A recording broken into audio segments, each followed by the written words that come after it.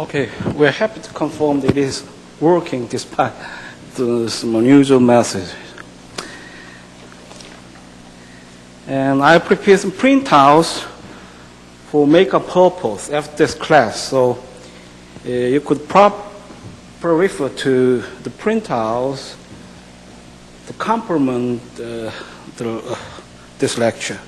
Okay?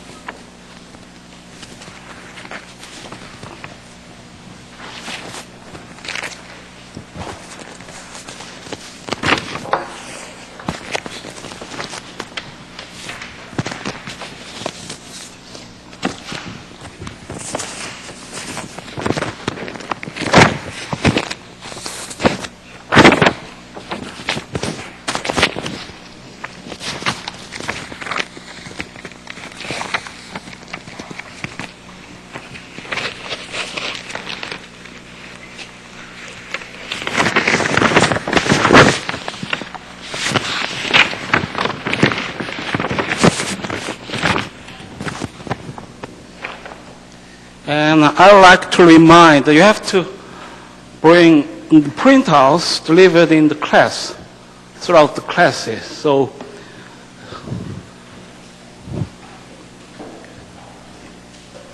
you may get aids from the printouts during the class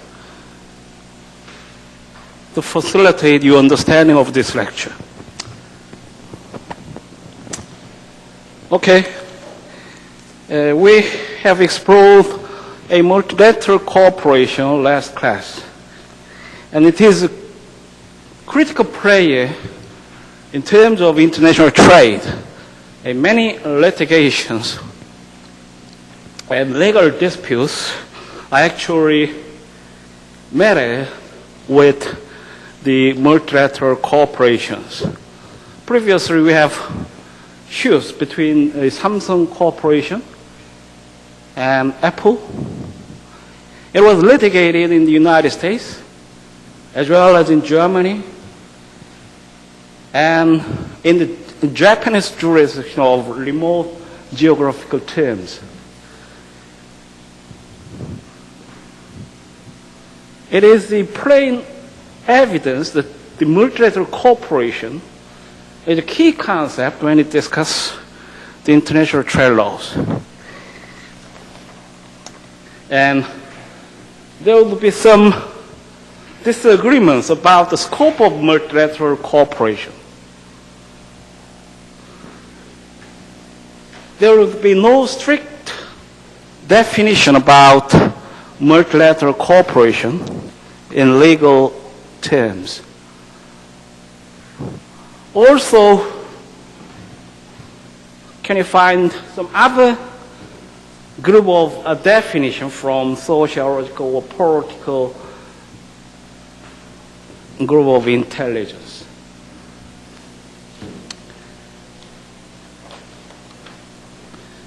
If we get further, there will be some consensus in terms of legal discourse that the multilateral cooperation would be determined based on the specific document. It is subject to the definitive work of UNIDROIT principles if the entity is multilateral cooperation and could be subject to international private laws rather than domestic laws. In other treaty, there may be some different definition about multilateral cooperation. Therefore, the legal scholars as well as practitioners should be cautious about the applicable laws if they like to define the legal identity of a concerned parties. And as we have seen, there will be some influence from socialist group of countries. As you know, Russia recently obtained a membership of WTO organization, and China also successfully entered the WTO organization. WTO would be a symbolic institution when you talk about international trade law, and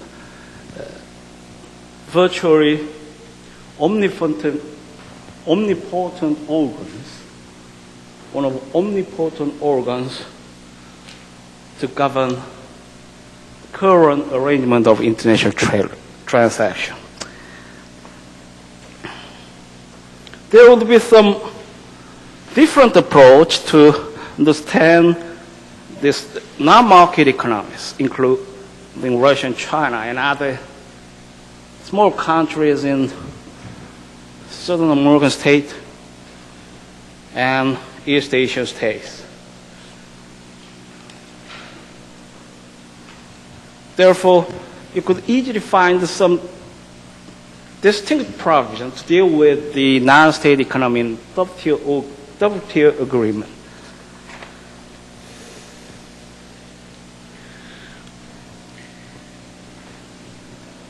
And I have told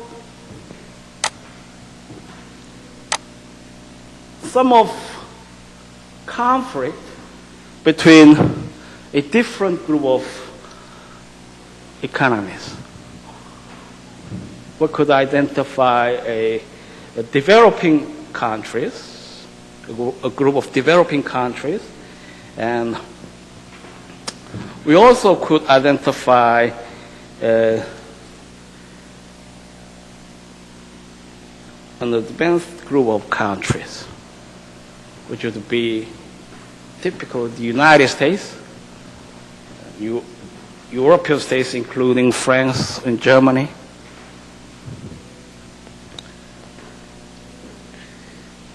and of course South Korea, obviously.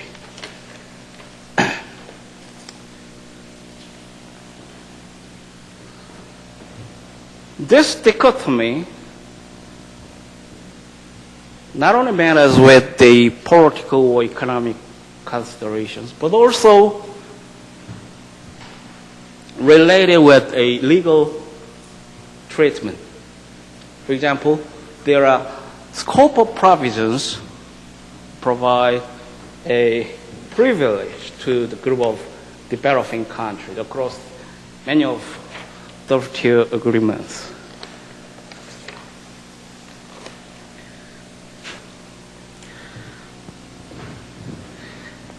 And we have learned that international economic institutions also play a critical role in instituting the norms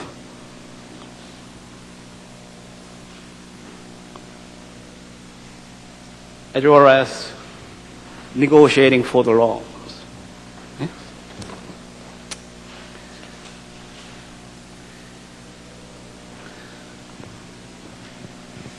We have to be concerned about the foundational framework that was achieved in Bretton Woods Conference.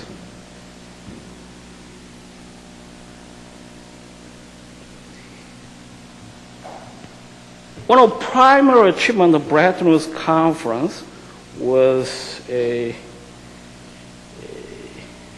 establishment of IMF.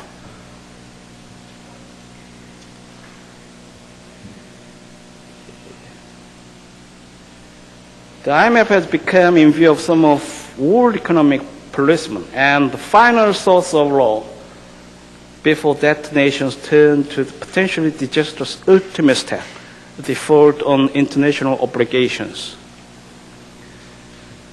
And a second major achievement of Bretton Woods was the establishment of the General Agreement on Tariffs and Trade.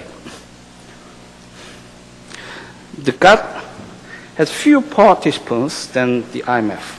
It was created to address the issue of world tariff barriers, but over the decades, as significant reduction of tariffs has been achieved. The GATT has turned its attention to negotiating the elimination of non-tariff barriers. They are more difficult to identify and resolve than tariff distortions, but they include quotas, bilateral policies, some customs evaluation methods, and even such trade diminishing devices as unjustified safety, labeling, and packaging requirements. There are various rounds, for example, notoriously the Canada round and the Tokyo round. Nearly 90 members of the GATT have sought to keep the discussion of international trade barriers on multinational level, rather than having world trade arrangements, with the result of an aggregate or bilateral agreements. Thus, the GATT has incorporated the most favored nation treatment to polish the trade barrier reductions when adopted should apply to all trading members rather than only to a single or a few limited trading partners.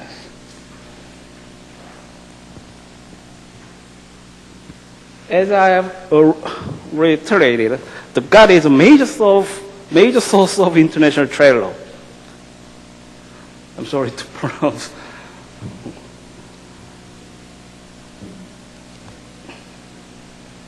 Probably more important for the major trading nations than all of the organizations of the United Nations. But it remains to a large degree an organization within which the United States, Japan, and the European community discuss their most important trading concerns. Only in the most recent Uruguay round have the advanced developing nations been an important part of the negotiations. Many developing nations were reluctant to join the GATT for fear the wide focus of GATT remains on resolving issues among the major trading nations. The developing nations have more to lose in opening the nations to the GATT requirements of membership than they have to gain in benefits from their membership. It was a real controversy between two groups, namely the developing countries and developed countries. During the negotiation, the Korean government is also very concerned about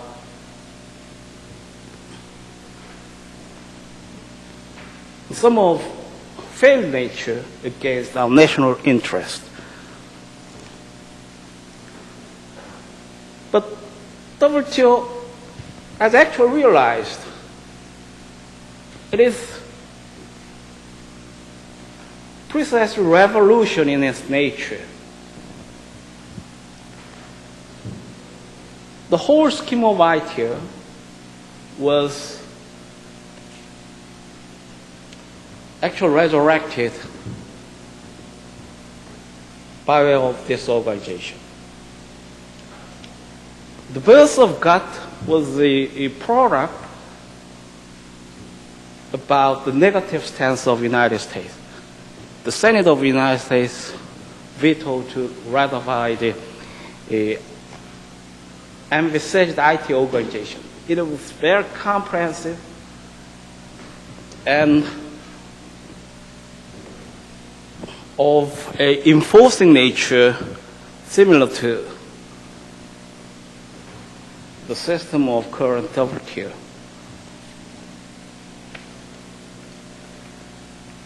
GATT was a limited organ, but dominated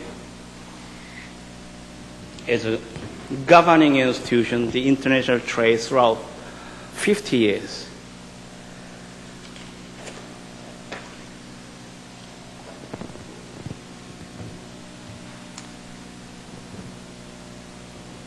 Therefore, it is critical to discuss WTO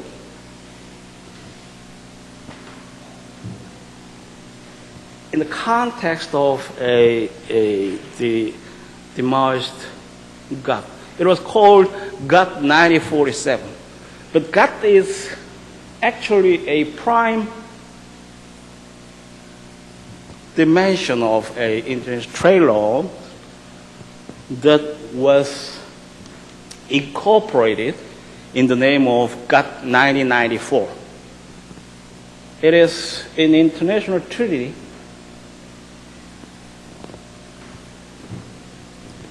to apply to the transaction of goods. And transaction of goods would be a major portion of a total international transaction, even though the trade of service would grow to be expanded.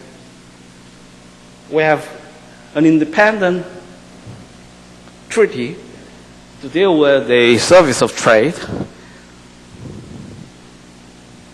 We could not have that document in the ancient regime of GATT. But in WTO, we have that agreement. The third part of structures evolving from Bretton Woods is the World Bank. While the IMF was created to deal with exchange issues, and the GATT to deal with first with tariff and later non-tariff barriers, the World Bank was formed as a leading agency. Organized in three sections: the International Bank for Reconstruction and Development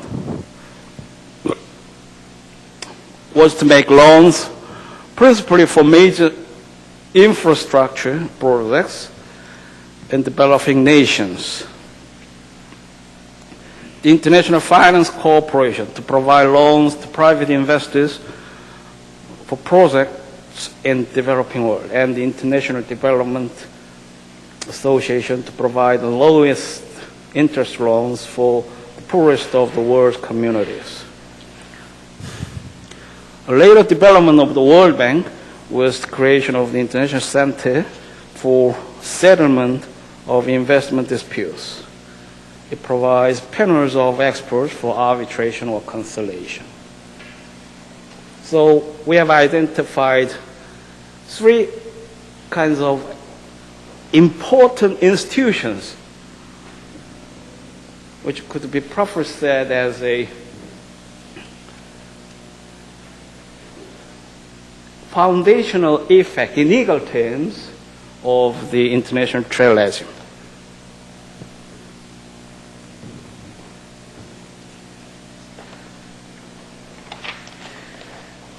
And finally, we need to think about the role of counsel in international business. Who is an international business lawyer? We certainly apply the level to the lawyers in the international law department of a large multinational enterprise who is involved in drafting licensing agreements for foreign joint ventures or negotiating the sale of products with foreign governments.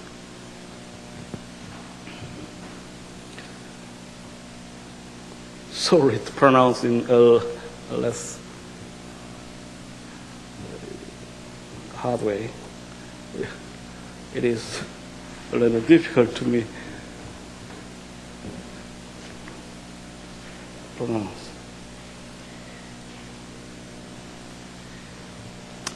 Many lawyers with large private law firms also work exclusively in international business law, while others only occasionally undertake a matter properly leveled and international. But in the past, this latter group they most need to be aware of the dimensions involved in many international trade problems. The lawyer in the small rural community whose practice appears to be limited exclusively to local issues may certainly have need for knowledge of some element of international business law. A client on a 2-week tour of Europe ordered a set of china from an Amsterdam store, and the goods have not arrived. The rural attorney has thus become engaged in an international business transaction. Although the attorney may seek additional advice, what is important is to be aware that there are significant problems that may mandate the additional advice. The various problems in this book should illustrate the diversity of roles played by the international business lawyer.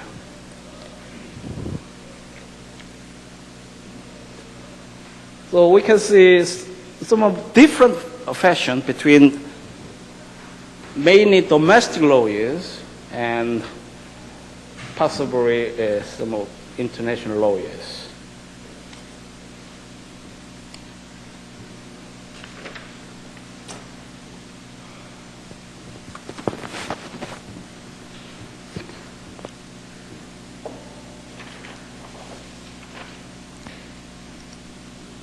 You can encounter a set of passages to introduce the genuine feature of international lawyers. It was a comment from Wilson. By way of hypothetical illustration, a typical office day for corporate counsel to MNC might include work on problems such as, let's see, Senegal has served notice that MNC revenues worldwide will be taxed unitarily irrespective of the MNC's tax posture in other countries. MNC's use of its trade name in Western Canada is impeded by a prior use problem in Saskatchewan.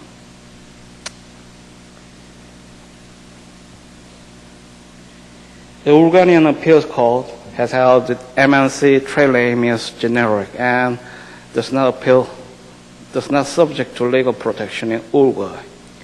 Line management employee of the MNC's Austrian subsidiary company is an Alvija to spend some time at the MNC headquarters offices in the United States. New advertising from the MNC advertising department has possible legal implications if placed in newspapers throughout Europe. And reports of resale price maintenance agreements being made by certain companies in Transylvania and Netherlands need to be checked in light of antitrust implications in the United States law and Article 85 or 86 implications within the European Common Market. So it was described the extricate features of an international trade law, and the lawyers involved in international transactions would be more difficult in many aspects. There will be some needs, stronger needs for negotiation, or there will be some task of a little unusual nature for regular business of practicing lawyers.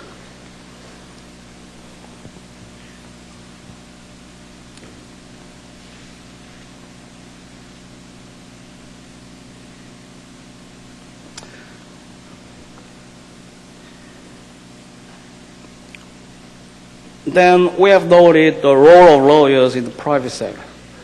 But we should also point out that there are many attorneys employed by government and international economic institutions. Many departments of the United States government employ attorneys who work on international issues. Many issues before the State Department involve international business as well as matters of public international law. The two frequently overlap. The International Trade Commission and Court of International Trade use legal specialists. The role of counsel as an actor on the government side in international business transactions will be apparent in a number of the problems discussed in this class. It will be made in the subsequent classes route.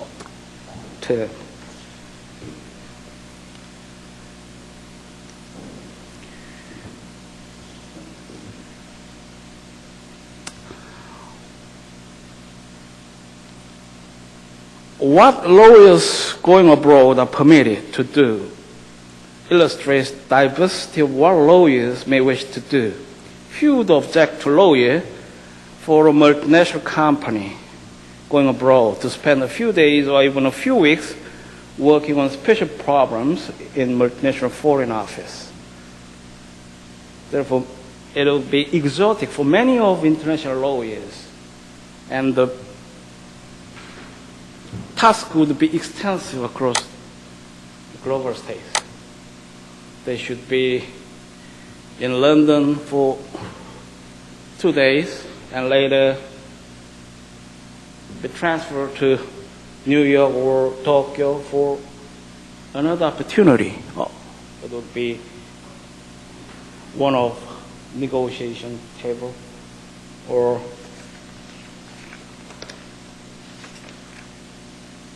could be some form of a conclusion of a draft contract.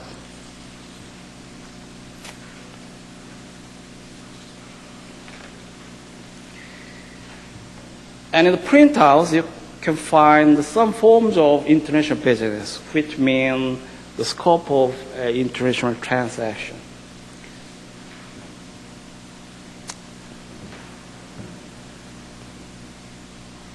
What is a typical subject normally traded in international market? It would be goods, a physical object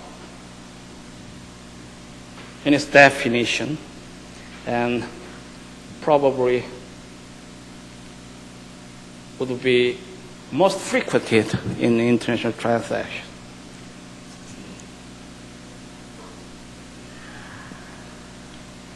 Let's say an Ohio machine tool company has a fair share of the machine tool market industry in the eastern part of the United States.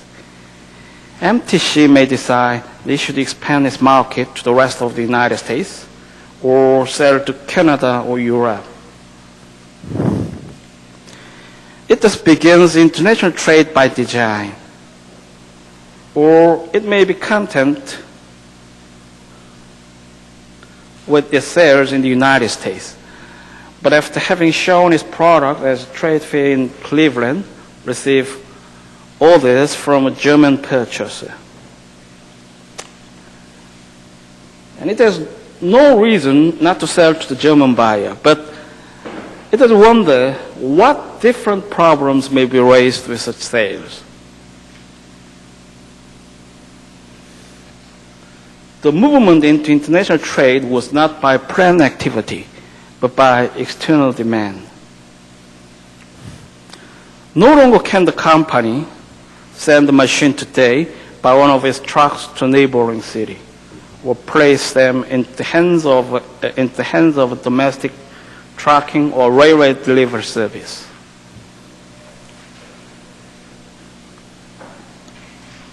But there are many international transportation services ready to take the goods from MTC and deliver them to the German buyer. The distance may not be much greater than sending them to California, but the cost may be more if they travel by various means of transportation and face greater risk of loss. MTC may be familiar with payment by letters of credit. Whether the buyer is in Germany or a regional, MTC does not wish to have the goods arrive where the buyer may say, I don't like them and I won't pay for them. A letter of credit, whether in international commerce or domestic commerce, will allow MTC to be paid when the goods have been delivered to the carrier. So that neither the buyer nor the seller has both the goods and the payment at the same time. But when the letter of credit is part of an international sale, its use may mean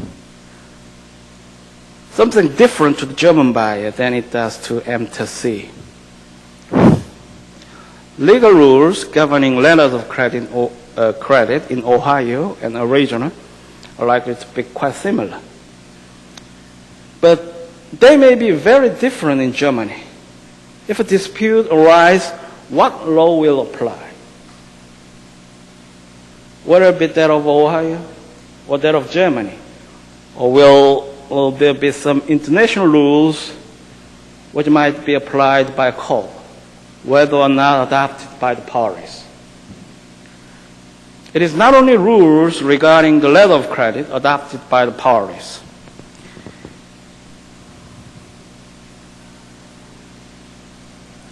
But those affecting other aspects of the transaction as well. And it is not only choice of law issues, which may be more complex than a domestic transaction, but choice of forum issues as well. Will issues be tried in the courts in Germany or in the courts of Ohio? Should the international arbitration be used? Will some other court accept jurisdiction, such as the courts in England, which have long been sought to resolve international commercial dispute? There will be plenty of problems that the international lawyer should answer, should contemplate, and respond to the needs of client. It is fairly complicated and sometimes would be tricky in many ways.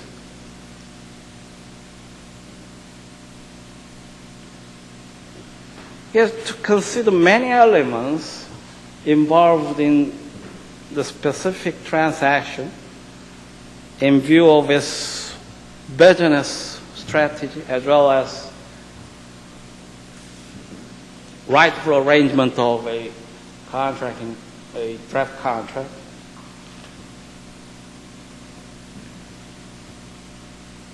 And there would be further question involved. One of that is the currency issue. Which currency should be used to properly dispose the transaction? While the Ohio company may not be concerned with its ability to convert Deutschmarks in dollars, it may be worried that the value of Deutschmark vis-a-vis the dollar will change between the time of the contract and the time of receiving payment. There will be a financial risk about the transaction. How to safeguard from that potential risk in a specific transaction? It is a matter of concern for the parties and international lawyers. MTC will be even more concerned if the goods are being sold to a country where the currency is soft.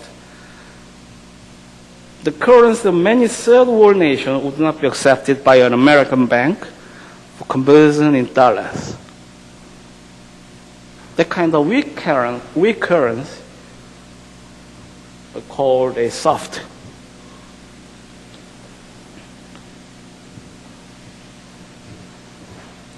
Or the goods may be sold to non-market economy, which precludes the removal of its currency.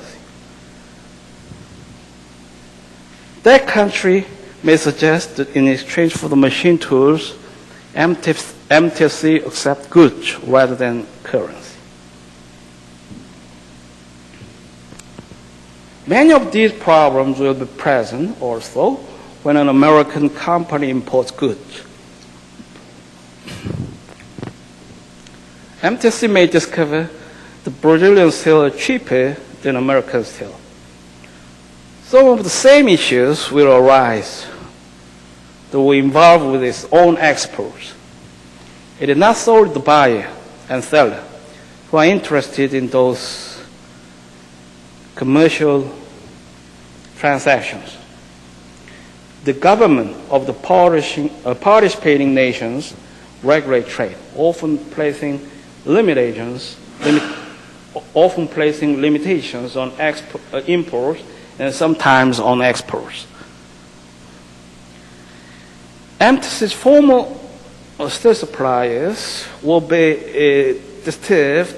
The Brazilian steel may replace the market, and they may seek to prevent the importation of such steel into the United States. They may claim that the Brazilian government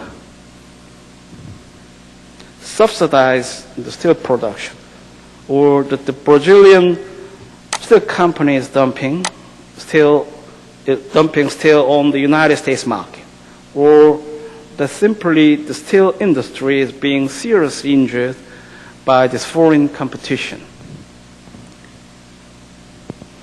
The United States may already have tariffs against the importation of steel, or it may have quotas. Therefore, there may be non-tariff barriers which affect MTC's purchase of Brazilian steel. Or trade with Brazil may be helped by the United States. The steel may qualify under special preferences given to Brazil as a developing nation. The special preference is a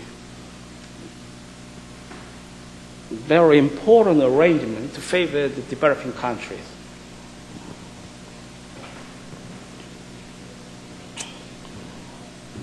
Regarding MTC products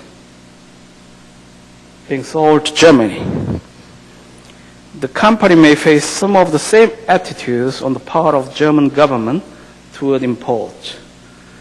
And there may be United States restrictions on the sale of goods abroad. If the machine tools possess particularly sophisticated computer technology, the United States may be fearful that their destination might be Soviet bloc nations. Ooh, that's a big problem. National safety is a matter of concern in this aspect. And actually, the United States has the statute to deal with this kind of matter. Special export licenses may be mandated. These are only a few of the new issues which will confront the company when it decides to sell or purchase goods in international trade. Without even considering the manufacture of its products around, MTC has had to think about a number of problems different than or in addition to those involved in domestic trade.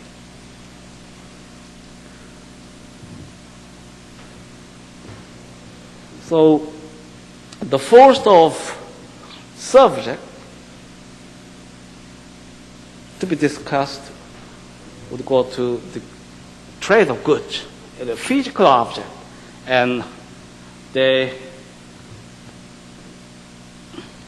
form the major portion of international transactions. And in this kind of transactions, there would be many problems as we read through the passage in our printout. Of course, the scope of issue would be narrowed in terms of this class purpose, so we principally devote our time to the private aspect of transactions. But there actually is a public order governing the international transactions. We typically find the norms in this kind, a WTO agreement. A set of WTO agreements will deal with this kind of public issues. And the member states of WTO are required to honor the international treaties agreed upon by themselves. It is very interesting to see the kind of norms that they are actually enacted by the governed entity. The group of states ratified the treaty, and they have to obey those norms. It is rather unusual than the laws of domestic nature.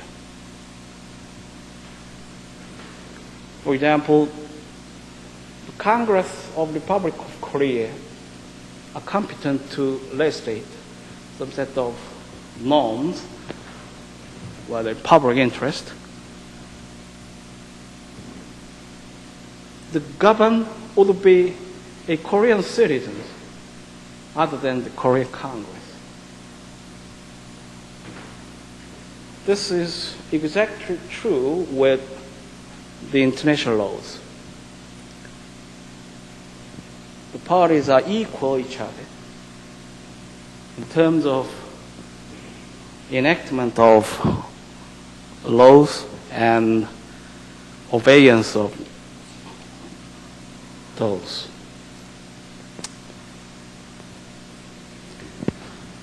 And the second part of concern should go to a licensing production abroad. It is not a physical object traded in this occasion. The object and merit would be technology. Sales of technology is a crucial feature in this trade.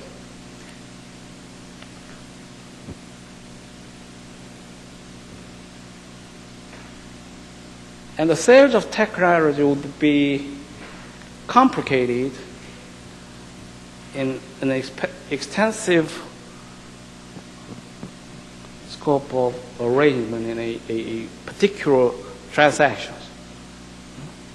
The contracts would include a sales of technology or permission of use of trademark and other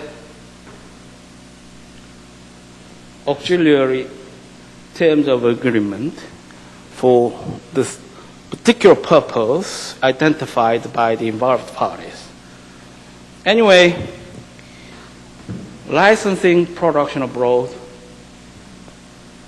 is one of major streams in international trade that could be merited in terms of a legal consideration.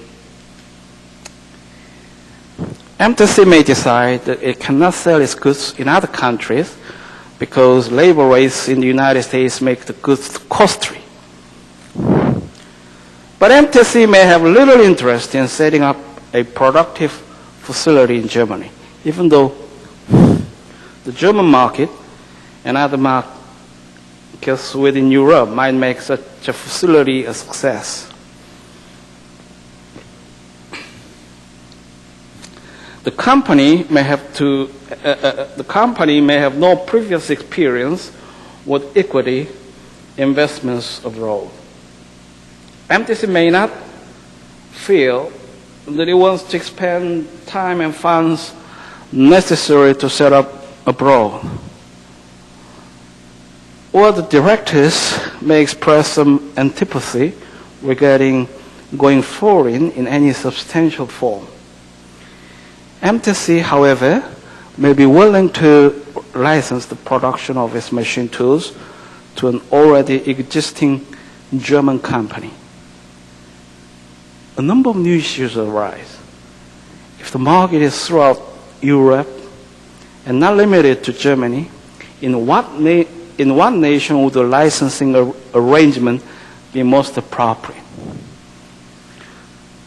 This may not be as complex a decision as deciding on which country to locate a direct investment in. But there may be business and legal benefits to licensing in a certain nation. For example, does the government regulate licensing? Probably not in a developed European country, but many developing countries become essentially a third party, or there is a licensing arrangement between a foreign licensor and a local licensee. But even assuming the choice of a German licensee is made, there are more questions. How will MTC assure that the quality of the machine tools manufactured by the German licensee will be equal to the quality of those manufactured in Ohio?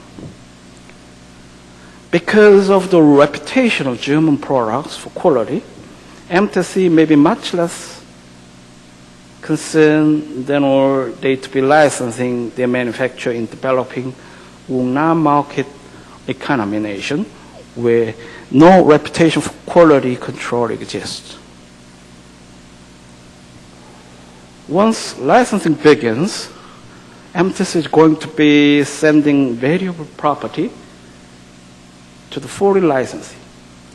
It will not have the control over the technology. It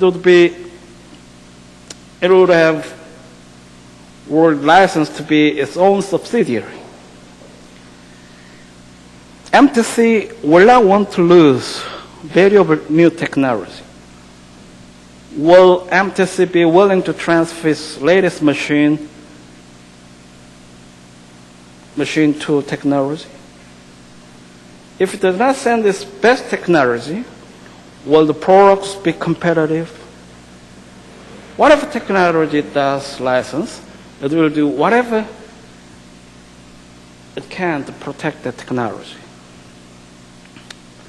Does Germany recognize MTC's right to the machine tool designs?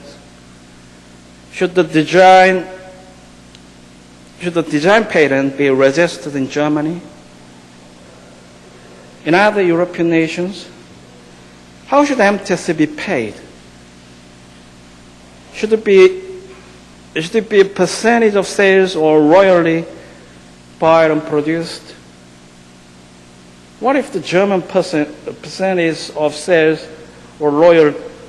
What if the German company, during the production of the machine, discovers new and better design elements for the product?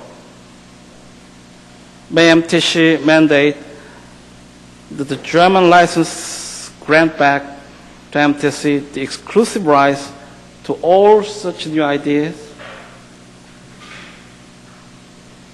How can MTC restrict the sales of the German licensee to Germany and certain other countries, but preclude it from selling in, for example, England, where MTC products are already sold through distributorship arrangements? Will there be any EC rules which will affect the territorial restrictions? Nor does MTC want the German licensee to sell the products in the United States in competition with those which MTC produces here. If the license begins to sell in the United States, will the U.S. law help block such sales? Plenty of problems would be posed when you handle this kind of task, a licensing production abroad.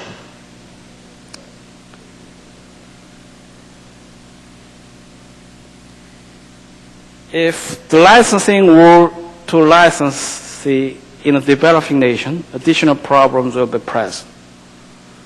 The licensing agreement may have to be registered with the National Commission. The process may involve more than mere registration. The agreement may be subjected to very careful evaluation. Every provision may be questioned. Many may have to be modified to comply with transfer of technology laws. The amount agreed as a royalty may be too high according to the National Commission. The nation may have a balance of payments problem, and thus try to lower all royalty outflow. Nationalist sentiment may limit choice of law and choice of forum clauses in the agreement, stipulating the choice of local law and local forums. There would be homo trends in the culture of a specific nation. We will not directly attribute the recent court of the United States about the case of Samsung versus Apple, but it is commonly recognized that some degree of homo trends would normally be present across the global stage. There would be also some kind of national sentiment.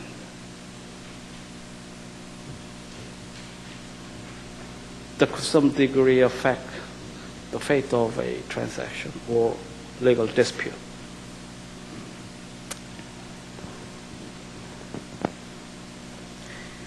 The nation may reject provisions which restrict exports. Developing nations currently view exports as critical to earning hard currency to pay extensive foreign debt. They may view grant-back provisions as unfair and require some sharing of use. It is through licenses in developing nations, much less than the latest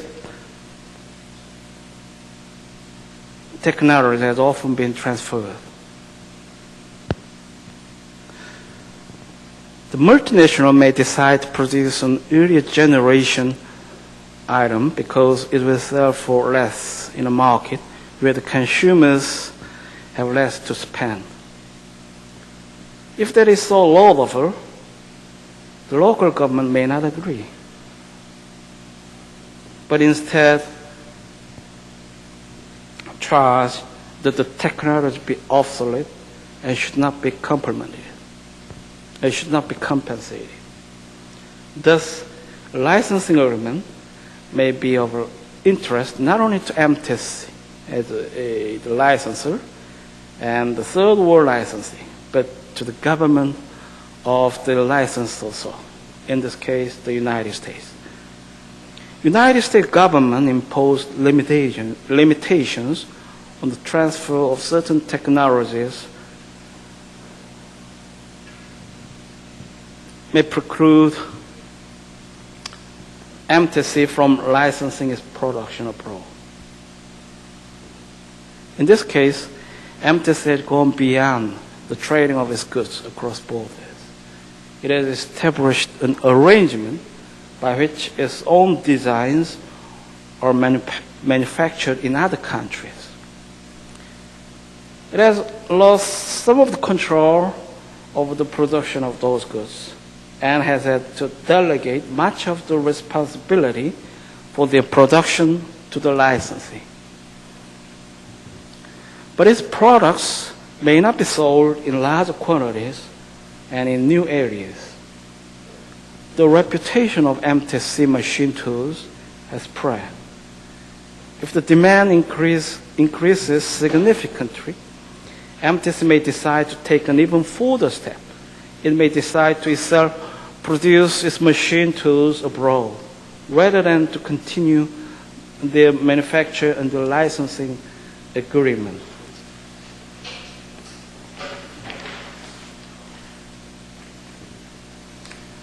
And the last form of international transaction would be kind of a foreign investment.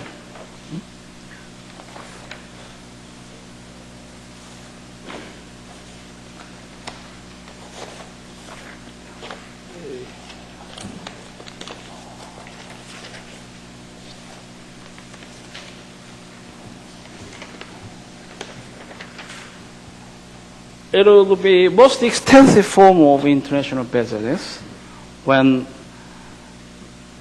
a corporation considers to be active in the international play.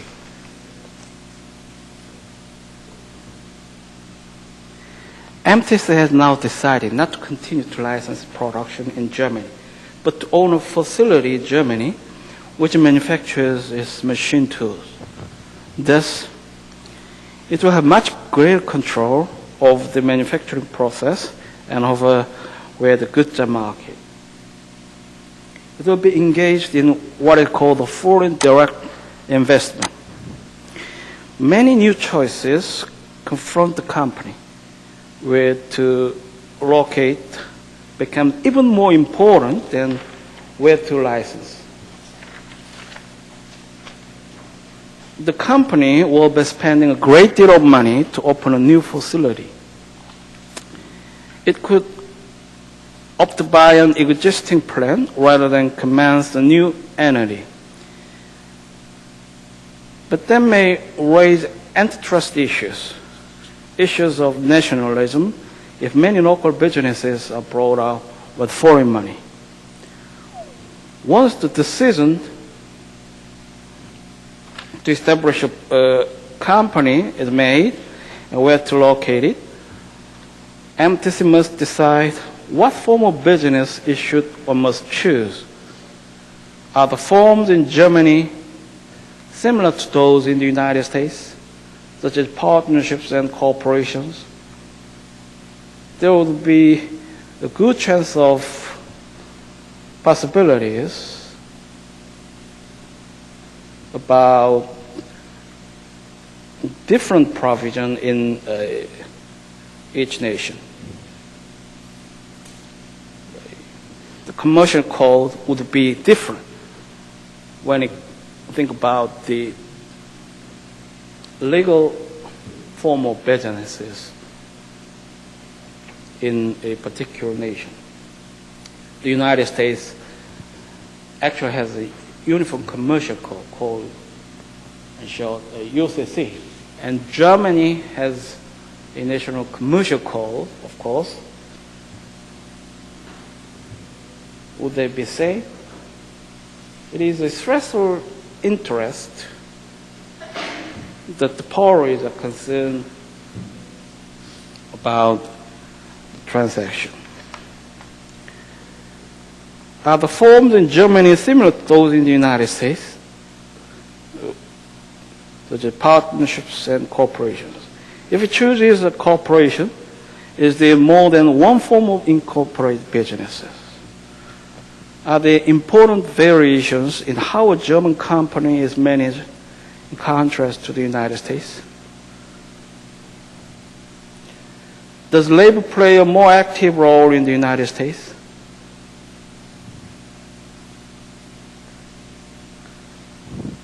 there will be a common recognition that Germany legalized a stronger form of labor union. The kind of trend normally found in most of European states, particularly Germany is notorious, and France also has a strong labor union. And the British politics even manages political party fundamentally sliding with the interest of labor group.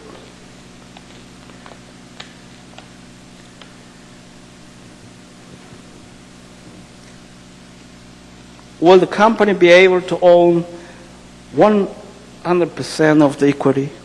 Is the MTC industry one of those sensitive industries which in some countries is thrown into state ownership?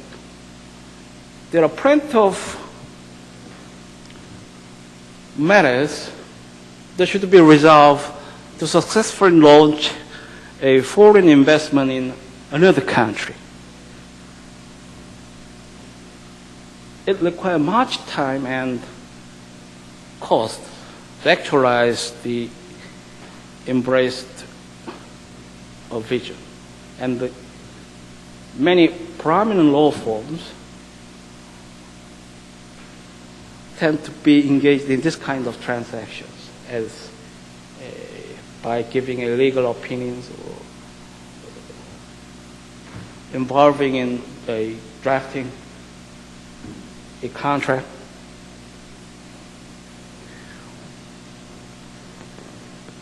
Were MTC considering a developing or non-market economy nation, other issues would arise.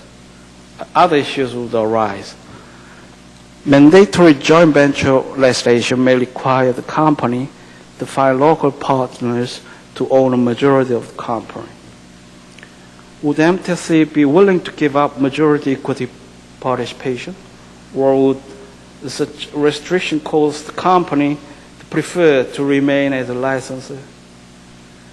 By deciding on a foreign direct investment, the company has not escaped issues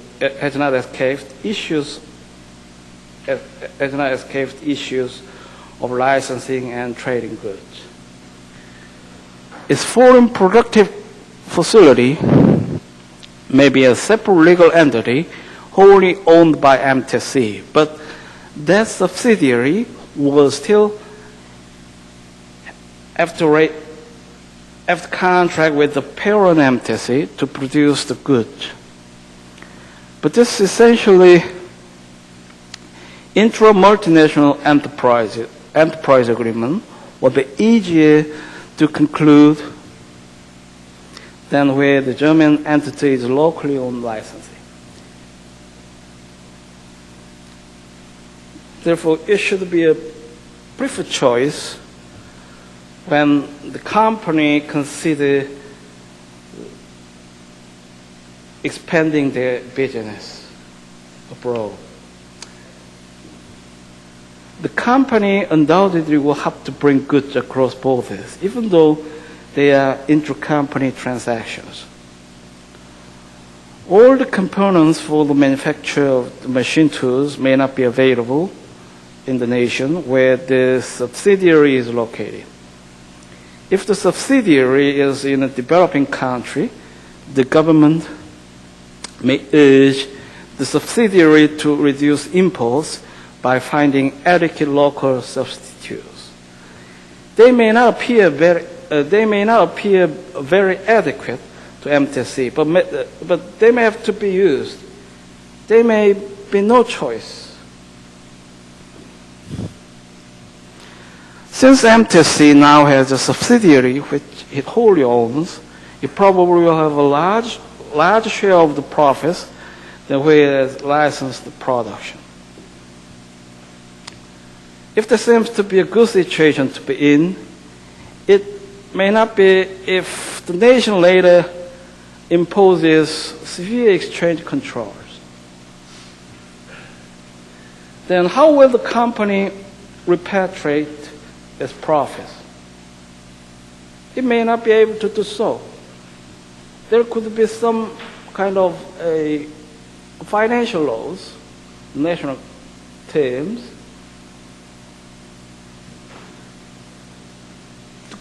to strictly control a repatriation of its profits. It may have to reinvest the profits in the company or in other local ventures.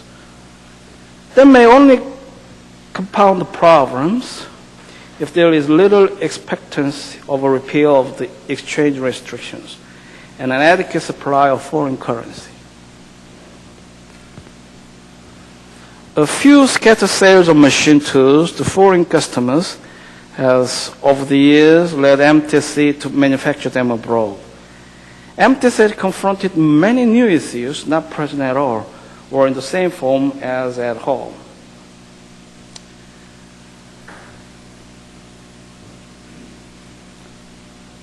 So we have been introduced to experience a rare field of international transaction. There would be much set of points that we have to consider when we try to understand the international trade law.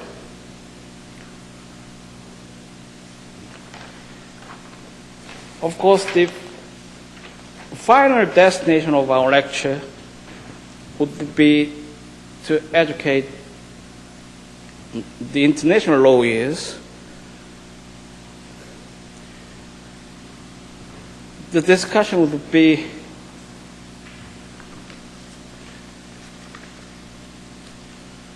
purported in that direction, which means a rather restrictive scope of a legal discourse in the subsequent classes.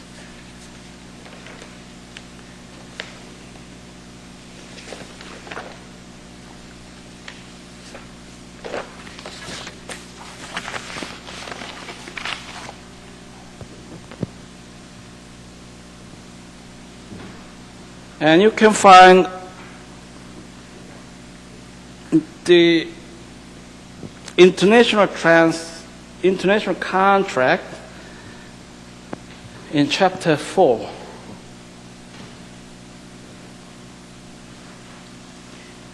And there will be some hypothetical cases to lead you to the draft of international contract and the conclusion of it.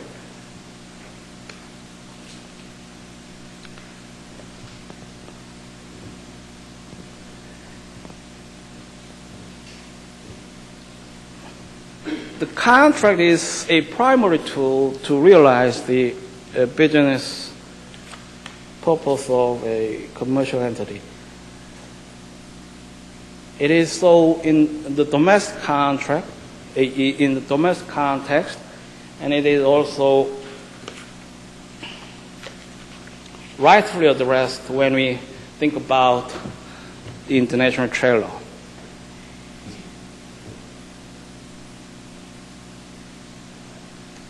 And there will be introductory passage about factors to consider when it deals with a international commercial transaction. How is an international commercial transaction different from a domestic one?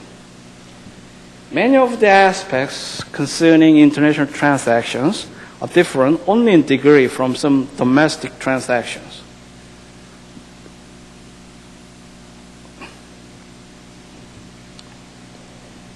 We may find a sale of goods from New York to California, and in Korean context, we may see a transaction between the business entities located separately in Seoul and Busan. The kind of commercial transaction would be considered as domestic. And we have no worry about the laws applicable to that transaction. Or we have no other strong point of a strategy that the parties and the council should contemplate in the contractual arrangement. It is straightforward if that transaction does not involve some other different intricacies.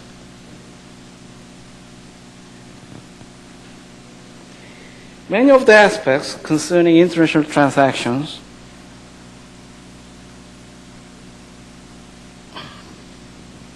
are different.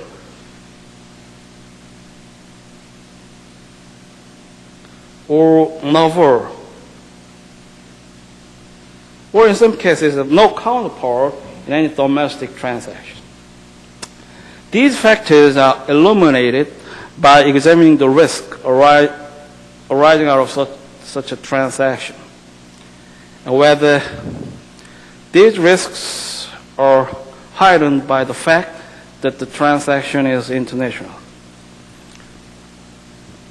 Once a transaction is identified as international, it will usually involve distance between the parties and therefore require transportation of the goods. It will also involve more than one legal system and could involve different currencies. In addition, it is more likely that buyer and seller do not know each other and do not wish to trust each other or rely upon litigation for protection. If I transport my goods to the buyer, then could I be compensated for the sum of money contracted?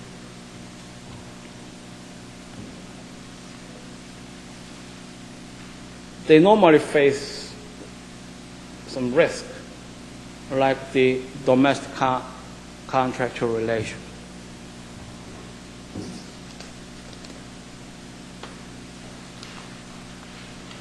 And there should be some tools to remedy this kind of risk. The letter of credit would play some role to assess the payment probability.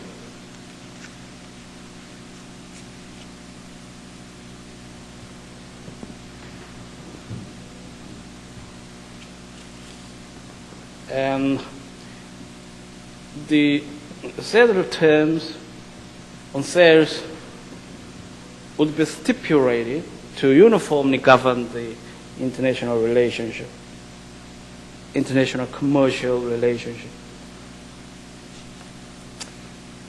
Let's see, the primary risk to seller is of not being paid after shipping the goods. The seller wants some assurance of payment as long as the goods are shipped, but the payment will be made in seller's nation. Buyer, on the other hand, will have several different worries. First, buyer will not want to pay unless assured that the goods have arrived, or at least have been shipped.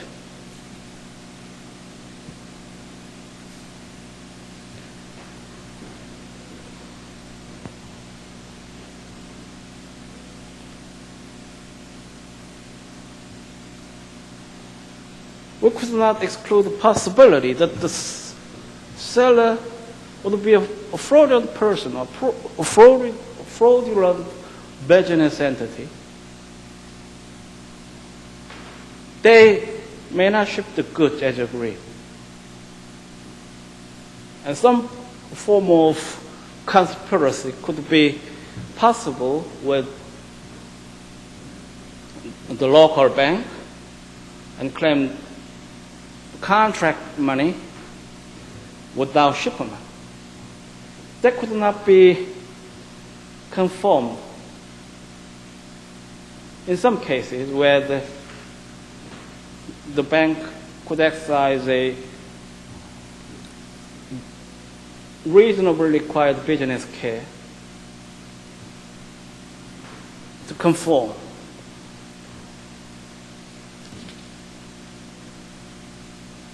Then it would fundamentally fail the arranged relations through the contractual device.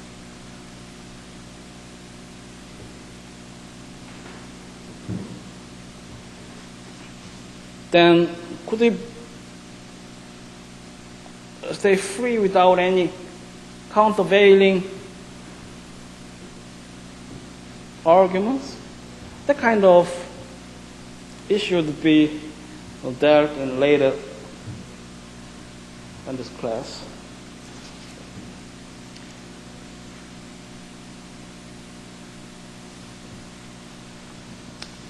Payment also causes problems. Currencies fluctuate in value relative to each other. In addition, seller usually wants the funds to be available in seller's nation and in its currency, for its costs are more likely to be incurred in the currency, while buyer may not be able to pay in any currency but his own.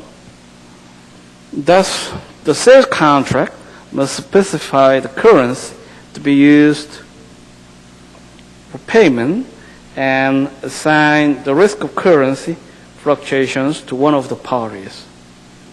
In addition, when dealing with the buyer from a soft currency nation, seller must carefully ascertain whether the buyer is authorized to pay in hard currency or not. A simple declaration from buyer may not be sufficient, and much extra paperwork may be required even when such payment is authorized. Finally, if seller relies upon foreign sources of payment, unforeseen events can always interrupt the expected orderly flow of funds, as events in Iran and then Iraq and Kuwait have demonstrated. The seller prefers a creditor located within its jurisdiction and subject to its legal system. In this state of long-arm jurisdiction, both buyer and seller must worry about the cultural and legal system of the other party. It may be difficult to determine what law governs the contract: the domestic law of seller state, the domestic law of buyer state, or if there is a treaty or multilateral convention applicable.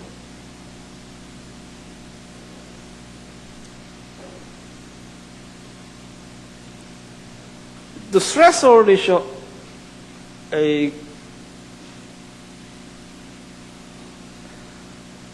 conflict of law would be raised, and there would be one of a different aspect as compared to domestic contract.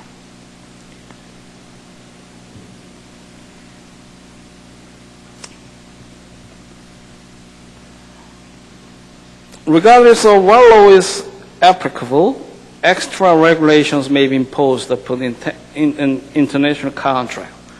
License requirements on exports, customs duties, or even quotas on imports. In addition, different rules may be provided for international contracts than for domestic ones. For example, in the United States, instead of consulting Article 7 of the UCC on documents of title, the draft statute for regulation of bills of lading may be Bermudian Act.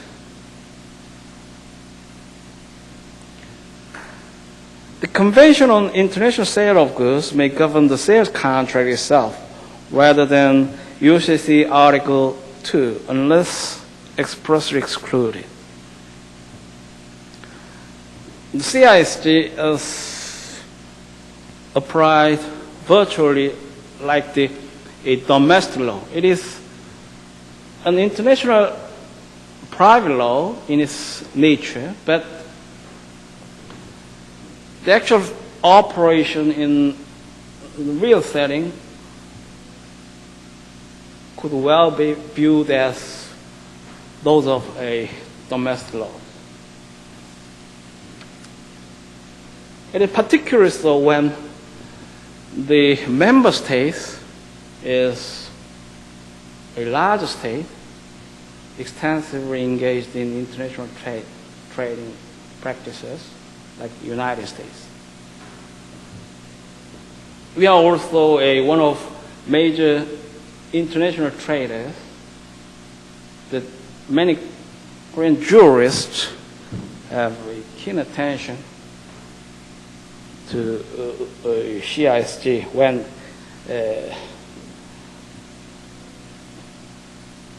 they deal with the international trade law.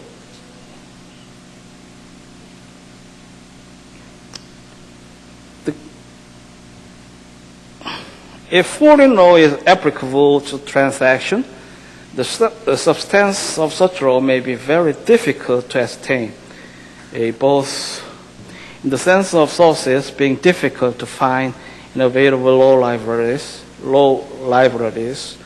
and also in the sense that these sources often lack the precision necessary to answer detailed questions. Further, your training is as a common law attorney and not as a civil law attorney.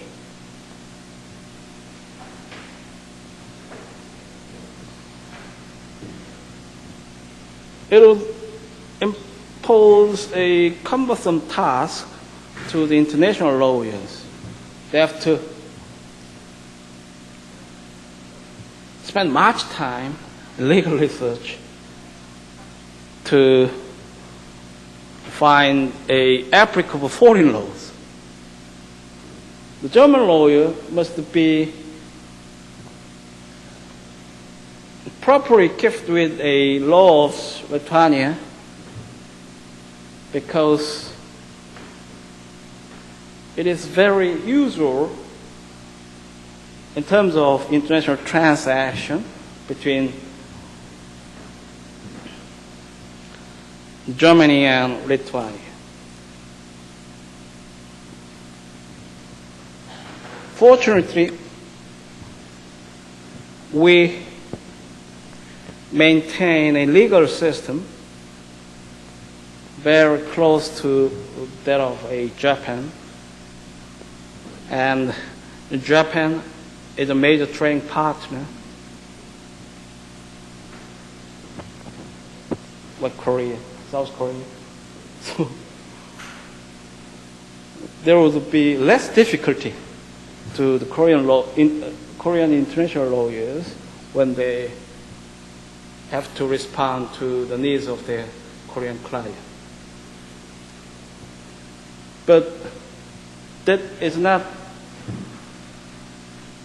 the case all through the other context.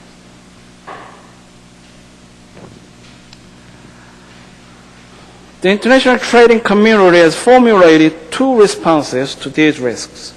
First, it has sought to assign the foreseeable risks of transaction as clearly as possible in the contracts involved. To do that, it has developed a special language of commercial terms, FAS, CIF, F of vessel, non-negotiable bill of lading, negotiable draft. It is very technological and normally unusual to lay citizens.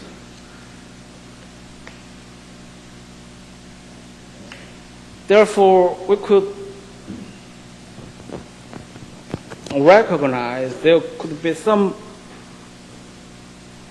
sense of specific legal expertise around this area of law.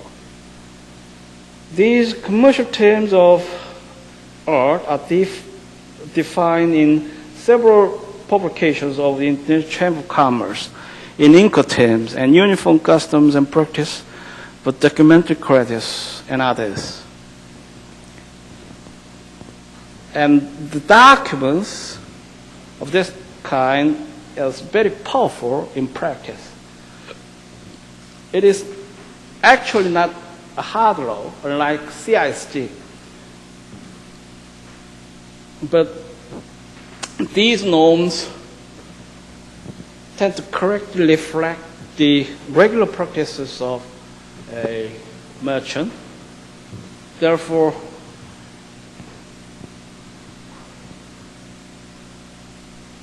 it could be a strong extent of effect when we meet the actual cases of merchants being engaged in international transactions.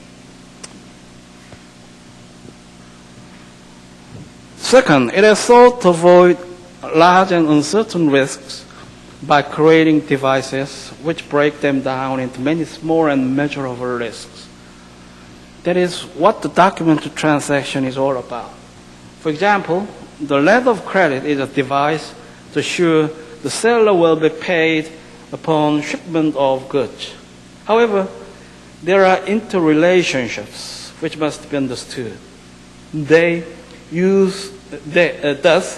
use of a document transaction to assure payment upon shipment may deprive the buyer of his ability to inspect the goods before payment. But a third-party inspection certificate may re-establish buyer's position. How is the documentary sale set up by the parties? To explain this process, the remainder of this introduction will trace such a set of toils between the Santa Claus Company of East Oral, New York, and Elf Company of Athens and Greece. You can find the hypothetical case at the front page of this printer.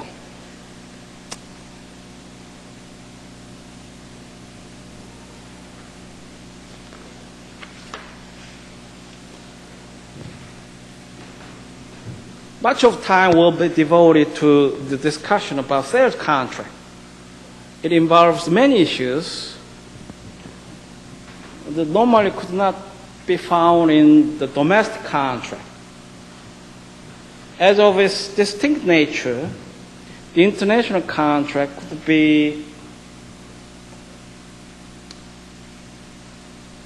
discussed in an extensive form, including letter of credit and Incoterms, CISG, many of international conventions.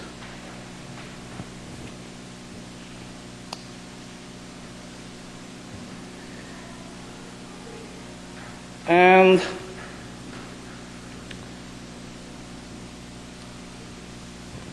there would be some form of public law to regulate the sales contract. And some form of jurisdiction would be discussed when we think about the fundamental questions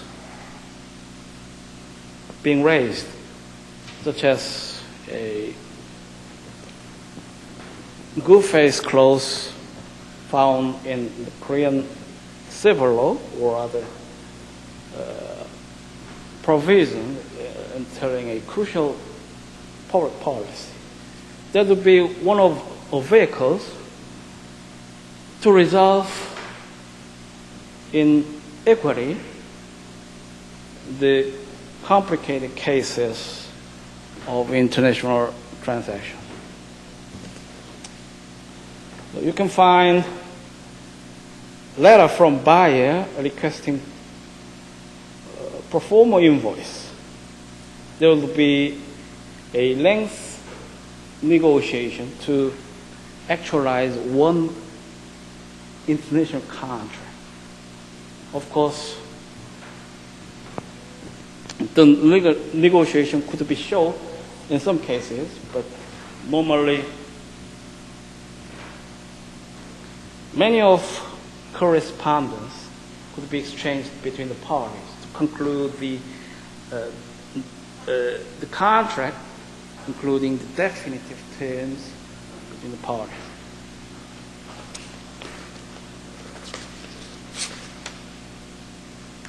Form 1.3 will be used by the parties to form the sales contract and to define its terms. The initial contract is Form 1, a letter sent by Alpha. This is a hypothetical form to facilitate our exploration. The buyer to Santa Claus, the seller requesting a price quotation. Alpha could send a simple letter asking for quotations from Santa Claus price catalog. But since this is a specialized sale, it will request pro forma invoice, which should state the cost of each of the components of the international sale. In addition, Alpha's request can indicate sale terms which it prefers,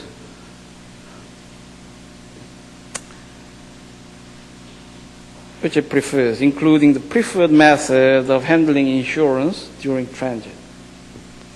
Santa Claus response is a pro forma invoice, Form 2. That form gives multiple price options to Alpha. If Alpha wishes to purchase the goods FOB Santa Claus plant, it need pay Santa Claus only the listed price of toys, including the cost of crafting them. Alpha would then be responsible for the costs and risks of a transportation from Santa Claus factory. Alternatively, Alpha could purchase the goods FAS, Port of New York City. The price would then include not only the price of the goods FOB, Santa Claus plant, but also the cost of transportation within the United States from Santa Claus factory to the port facilities in New York City.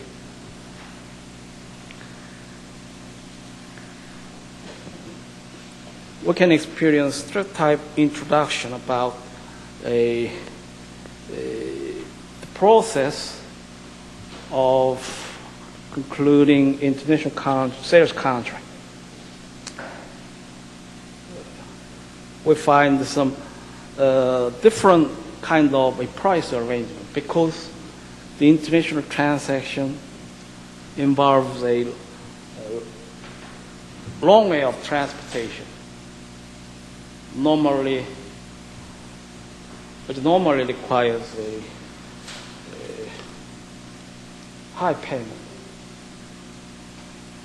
Therefore, it is important to decide the specific terms between the parties where the risk of the point of risk allocation would be decided, or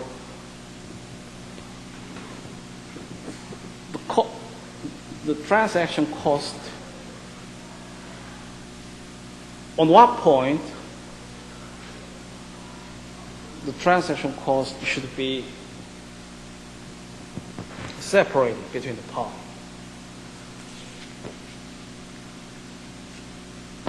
It will be commercial terms, a set of commercial terms appropriated by sellers and buyers throughout a long period of commercial practices.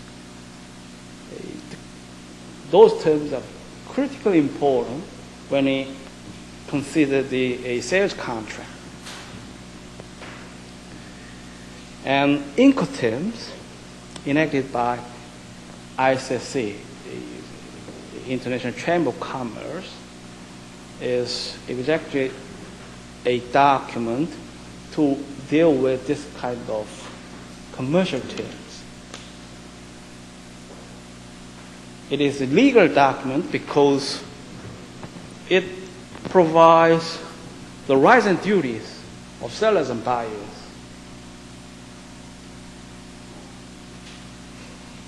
Where some particular terms are chosen by those people.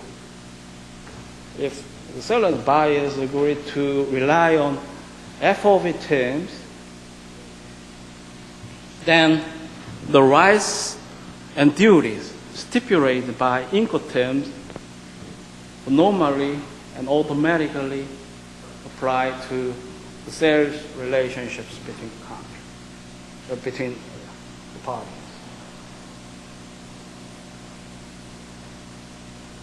Unless otherwise excluded by the parties. If the party used term in the contract, then it could be implied that the party would rely on the rights and duties in Incoterms. The most supreme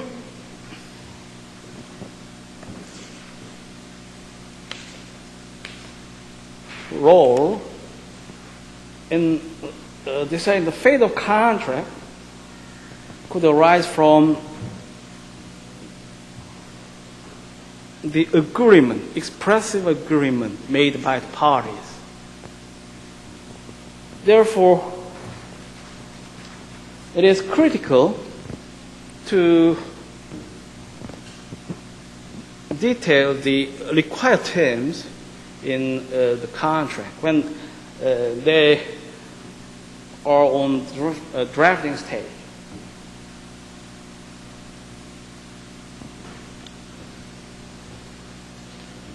Unless otherwise stipulated expressively, the Incoterms absolutely govern the contractual relationship when they employ the terms set forth in Incoterms. Two other prices are quoted by Santa Cruz in a pro forma invoice, CF and CNF. The CF price is the price of the goods delivered in essence, the destination point.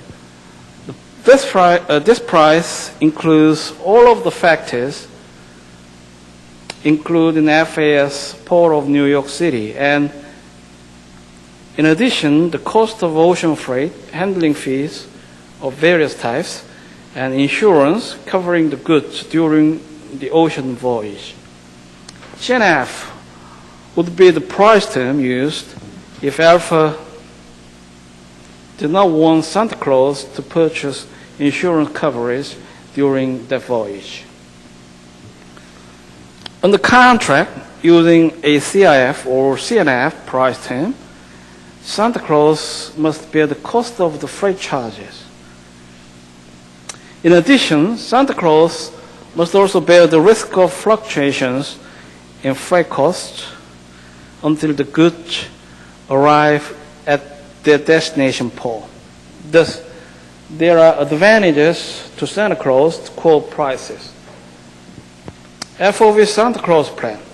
However, a sales contract bearing a CIF term requires buyer to pay when presented with documents such as bills of lading, usually before the goods arrive. So there are also advantages to Santa Claus to sell on a CIF basis. So it could be one of strategic point of consideration that the parties should be deeply involved. After receipt of the pro forma invoice and comparison shopping, Alpha decides to purchase Santa Claus toys. It therefore sends a purchase order which duplicates the pricing in the pro forma invoice. The purchase order form may or may not have a large amount of small print clauses that falls on the reverse side. If it does, a better form can arise. Alpha considered the purchase order to be an offer, but could others consider purchase order to be an acceptance of an offer contained in the pro forma invoice? Compare the usual common law analysis of advertisements as offers with the Convention on International Sales of Goods, Article 14. Santa Claus' normal practice in any event is to acknowledge all purchase order with another acknowledgement form, which repeats the terms of the purchase order. The other acknowledgement form may or may not have large amounts of small print clauses on the reverse side. Again, if it does, battle of the forms problems arise. So we have reviewed a principal aspect of a sales contract, which would be discussed in later classes. And the printout will normally bear some kind of a introductory passage, followed by some pages of discussion pertinent to the class purpose, which could be excerpts from law review articles or other legal books. And there will be questions, comments that you have to think about after the class. In addressing the questions, comments page, you could be more familiar with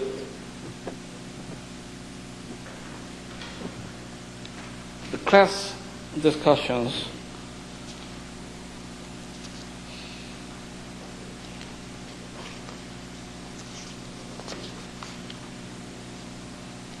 And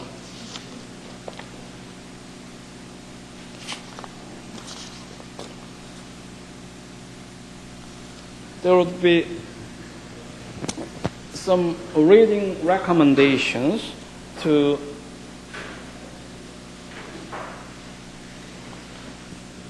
deepen your understanding of a class delivery.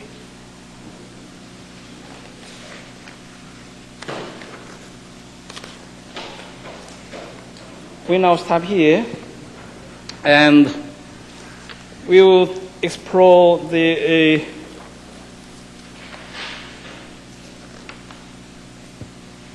formation of an international contract, sales contract.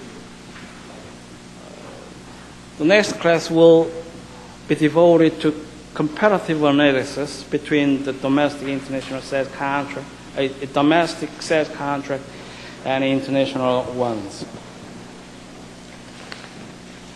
And we'll have a brief about Uniform Commercial Code, which is a domestic commercial law in the United States. It is very paradigmatic modality about a commercial code across the globe. And United States is actually a most influential treatise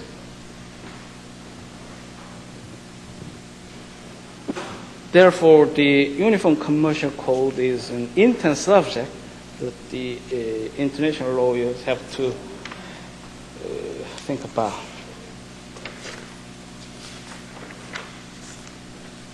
And we will brief the German commercial law, and also we have some lessons from Professor Smithoff about export trade. Professor Smithoff is a very influential figure in this area of law. He's a leader to institute the UNCITRA. UNCITRA is a prime organ to formulate the international trade law. They enacted a CISG and other forms of mother law, which would be recommended to follow when the national legislators try to enact their domestic commercial code.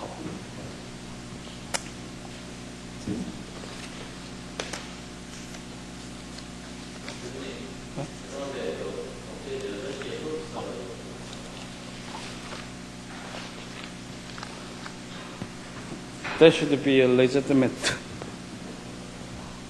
call to close this class. Okay, I have to stop here, and I would advise to read the printout to prepare for the next class. And we would meet in the lecture room of a law building next class. And I have brought a class chart. I have to check your attendance.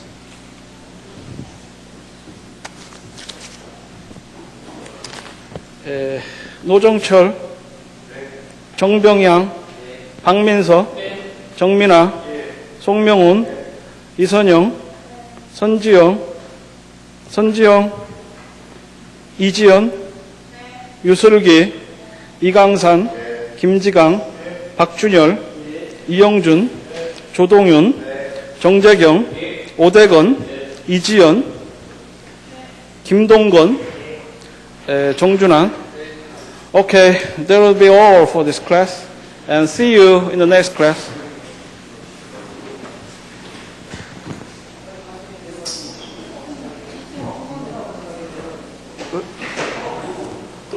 이게 저거 이거 저.